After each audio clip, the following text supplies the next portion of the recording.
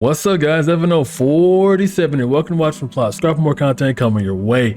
Today we have a banger. Yes, I'm telling you, it's good right off the bat. Well, according to me, obviously, from Poro. Those same goddamn people who put a 3-page essay in front of every single erotic series they make.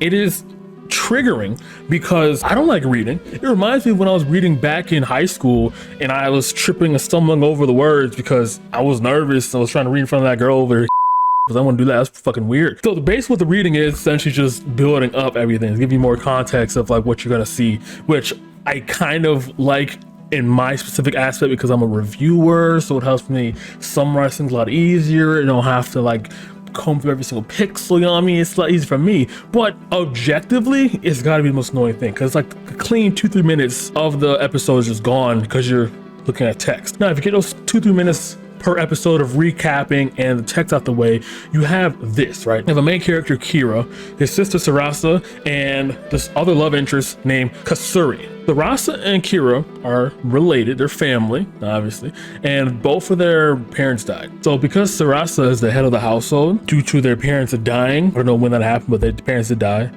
it kind of made her feelings get more exacerbated as a protective slash sort of bonding feeling there. It became a bit more than just protection and endearment. It started to turn into straight out carnal lust at a certain point. And it's like Kira's seeing this. It's like, okay, maybe she's just mad that our parents died. That obviously makes sense. And then it gets into Yosuga No Sora aspects where they're just going at it nonstop. When Kira finally goes to school, he's garnering a lot of attention, and Sarasa obviously doesn't like that. She's like, no, you shouldn't be looking at anybody else. You should be looking at me only. I am the thing she's looking at. And then she punishes him by co-plating with him. Like that's a wonderful punishment for a guy, obviously. Once that happens, he gets punished for every single interaction he has with a girl. So if it happens mid-school, she'll be like, follow me, go like 10 miles outside of campus,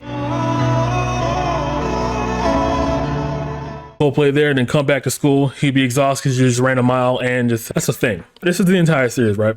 Now, the interesting aspect of it is this. So there is another love interest I mentioned before. Her name is Kasuri. The way we get introduced to Kasuri is that she was running across the campus. And you know how they do in those shows, especially ecchi and shonen, where they have the girl getting fondled by the guy when they fall. So go, oh, whoops, ah, and then it falls, land up perfectly on her breast. That's exactly what happened here because she like ran straight at Sarasa for no reason whatsoever. And that was the catalyst of her feelings towards Kira. How does Kasuri get involved in all this? Great question. You're asking wonderful questions here. So she gets involved in all this by basically running to her apartment. Kira's in that apartment complex as well because he also lives with his sister who also lives in the same building whatsoever.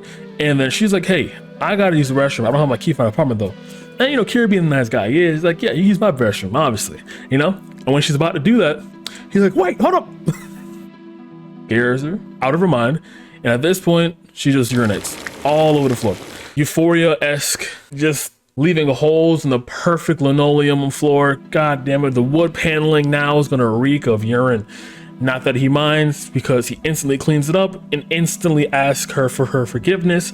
And the first thing on her mind, given the fact that she's also in lust of him as well as Sarasa, is to cooperate with him. And they do that in the restroom after she urinated herself. So for those of you out there who are very invested in the urinalysis, then there it is. There it is right there for you. Boom, bang, boom. Is that an STI? Who knows? Who fucking cares? No consequences at all in this show, because why would you need consequences in this type of show?